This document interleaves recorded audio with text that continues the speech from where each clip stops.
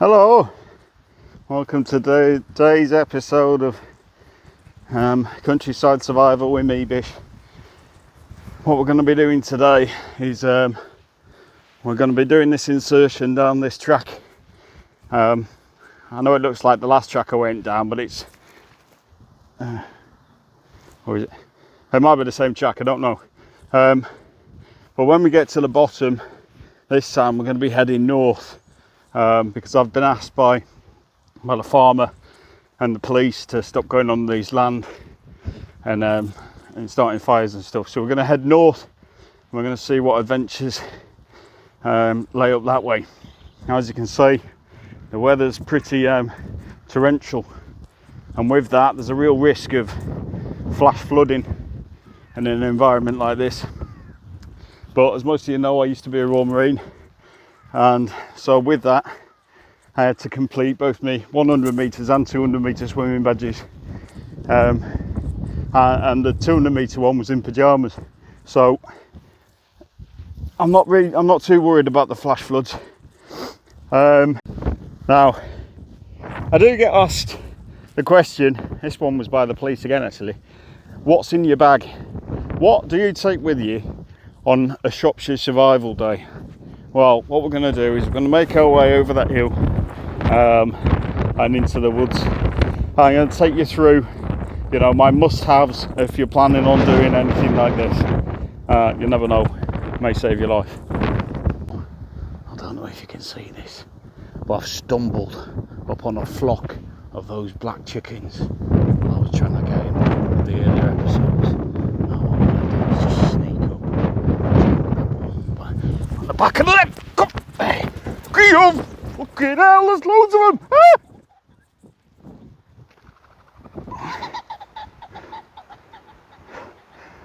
Ah!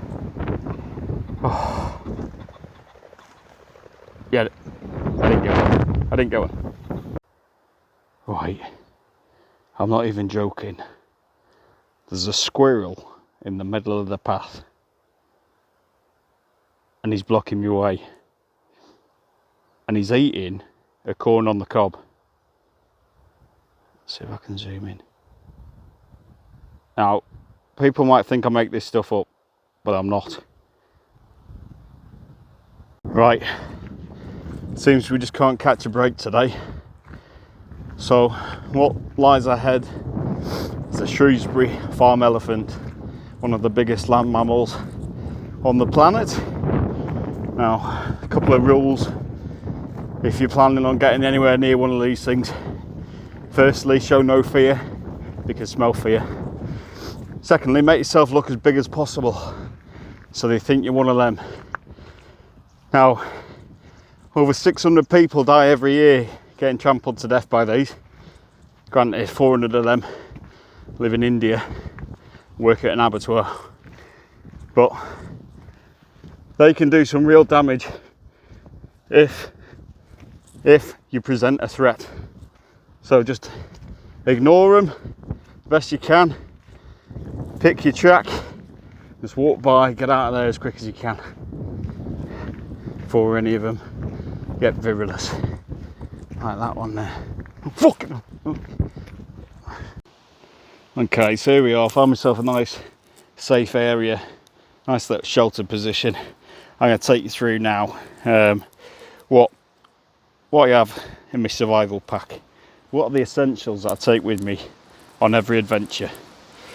First thing we'll start with, obviously, is a knife. If I need to whittle a spear, if I'm catching antelope or gazelles, a spear is a must. It's also good for self-defense. We've got, no less important, DVD. The Jungle Book is probably the original survival story. We got Mowgli depicted up here, young boy surviving in one of the harshest environments known to man, the jungle.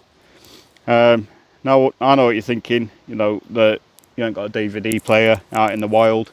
That's correct.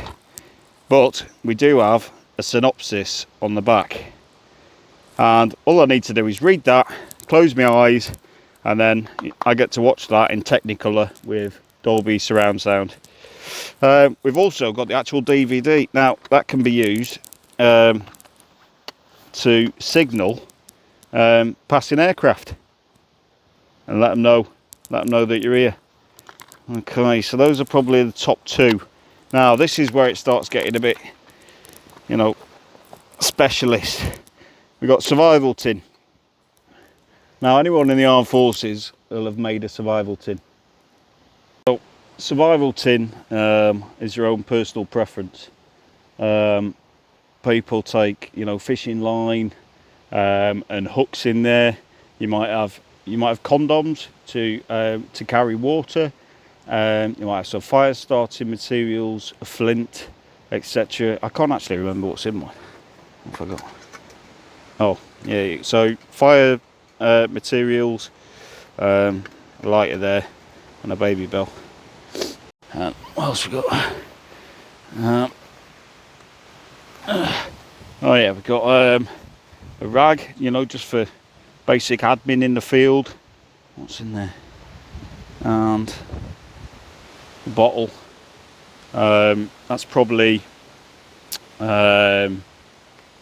is probably lighter fluid, just to help. Hold on, sorry, it's got a kid's lock on it. Let's just smell what it is.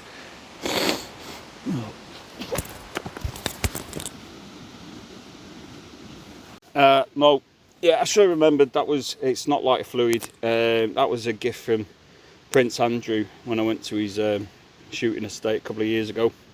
That's chloroform. That one. And what else we got? Fluids.